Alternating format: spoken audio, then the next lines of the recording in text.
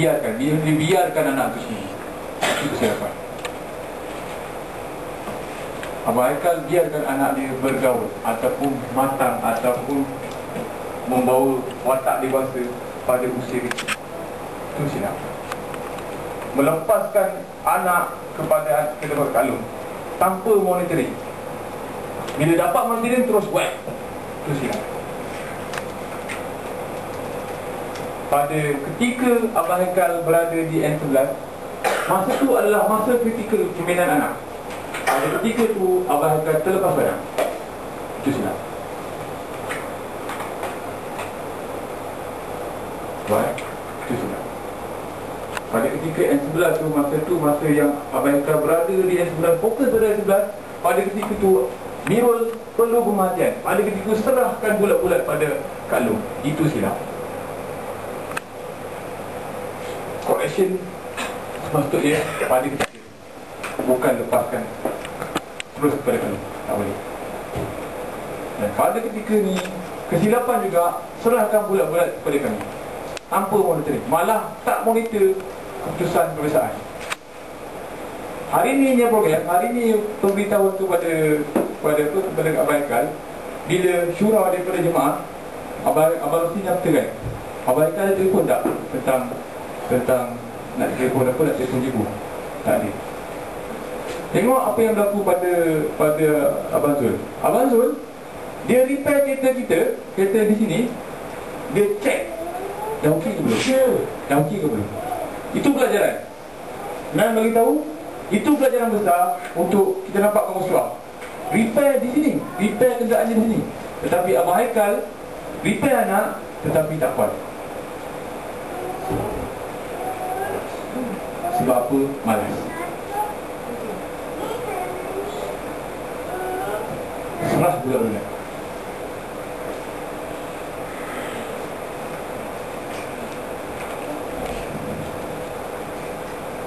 Nampak?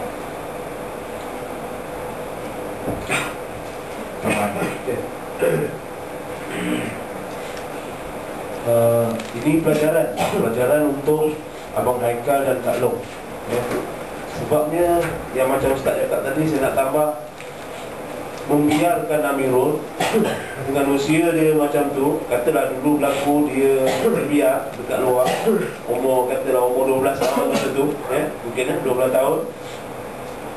Dia bergaul dengan orang yang lebih dewasa daripada dia. Membiarkan Amirul menjadi dewasa lebih awal daripada yang sepatutnya. Sepatutnya dia umur 12 tahun, dia berkawan dengan orang yang umur 12 tahun, baru dia boleh main. Kebebasan cara umur 12 tahun. Bukannya umur 14 tahun, 16 tahun yang boleh isap rokok, yang boleh pergi jalan-jalan, rewang-rewang ke apa. Itulah kesilapan besar. Sebab dia dah melanggar fitrah. Fitrah Allah dah tak dipatuhi. Sebab tak mengatur dia mengikut fitrah Allah. Ada ayat itu kan? Sebab ujungnya nanti kembali kepada fitrah Allah. Sebab benda tu berulang-ulang. Fitrah Allah, kita tak boleh nak langkah dia. Kalau langkah, itulah yang berlaku. Dia dah jadi orang yang dewasa, fikiran dia dah dewasa. Bila dia tengok orang kat luar, dia orang tak kerja, dia orang boleh melepak, aku pun nak melepak. Dan mula-mula dia masuk, mula-mula dia ditukarkan sekolah, kita tak nampak benda tu timbul. Tapi bila dia dah bergaul, bila tak dimonitor, kesilapan Abang Haikal tak cek awal-awal lagi. Dia yang paling tahu anak Amirul macam mana perangai. Sejarah dia pernah isap gam, dia pernah isap rokok, dia pernah cium perempuan, dia mengaku sendiri. Yang itu tak di-highlightkan dekat sini, kita tak tahu. Bapak dia sendiri dah melepaskan dekat anak. Melepaskan anaknya kepada bapa angkat. Sebab yang nak menangani dia kena bapa dia sendiri.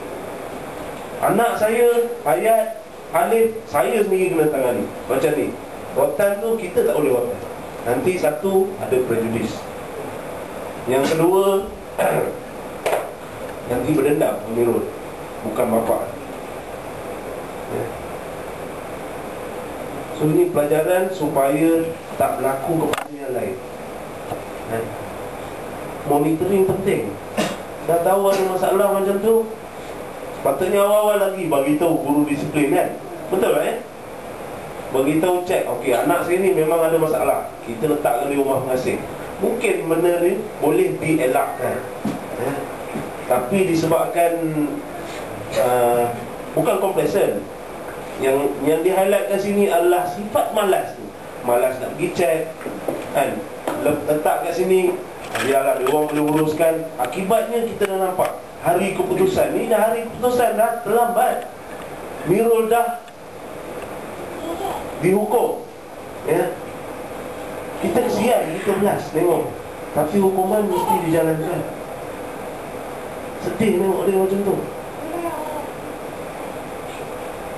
Sedih.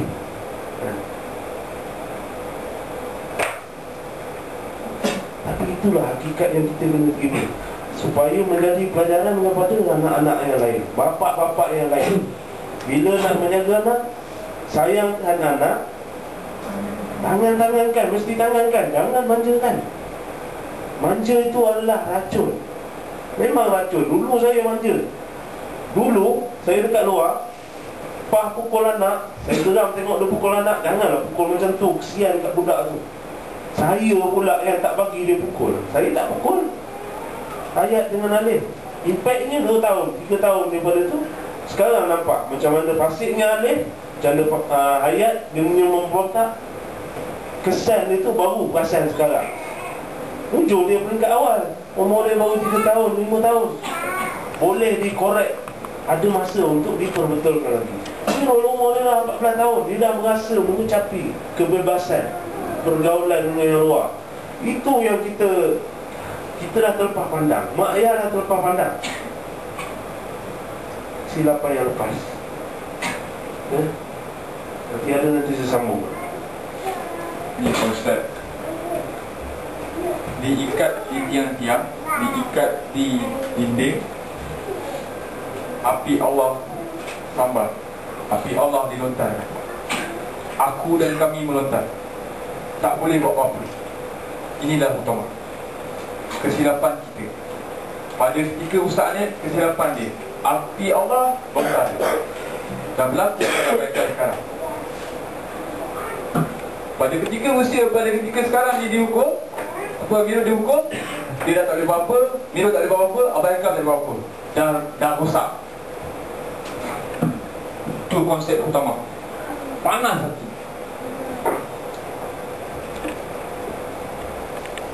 Jadi Mira pandai. Kak Long didik apa? Mira. Dia boleh baca paper pada usia muda, umur 2 tahun kan?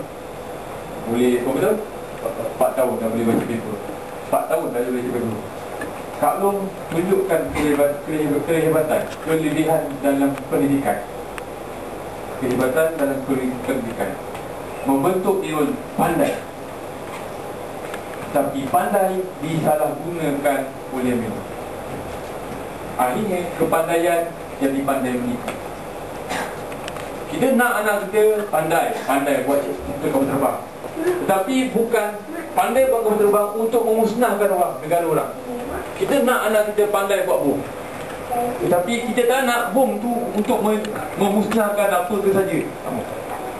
Bukan salah guna kepandaian.